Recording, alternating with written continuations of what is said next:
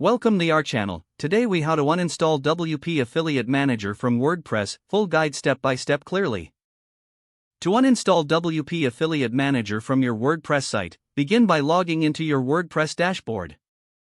Once logged in, navigate to the Plugins section on the left-hand menu. Click on Installed Plugins to see a list of all active plugins on your site. Locate WP Affiliate Manager in the list. Once you find it, you will see two options, deactivate and delete. First, click on Deactivate to disable the plugin. After deactivation, the option to delete will appear. Click on Delete to remove the plugin from your site. A confirmation window will pop up asking if you are sure you want to delete the plugin. Confirm the deletion by clicking Yes or OK. Once the deletion is complete, you will receive a notification indicating that the plugin has been removed. Next, it's a good idea to check for any residual data left by the plugin. For this, go to the Settings section of your dashboard. Check if a new menu item related to WP Affiliate Manager is still visible.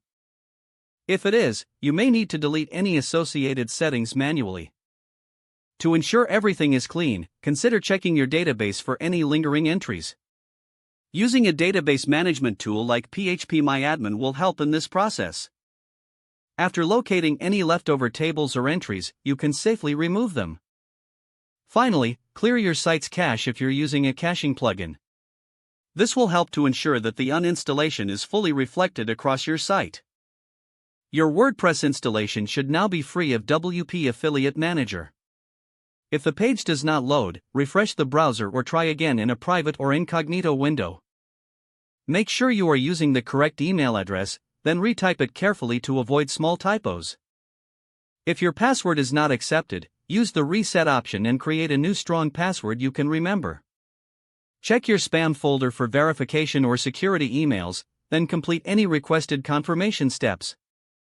Enable two-factor authentication if available to improve account security and reduce unauthorized access risk. After signing in, review your profile details so your contact information and settings are accurate and current. If you see an error message, note it down and try again after restarting your device and internet connection. Don't forget to like this video and subscribe to our channel for more step-by-step tech guides.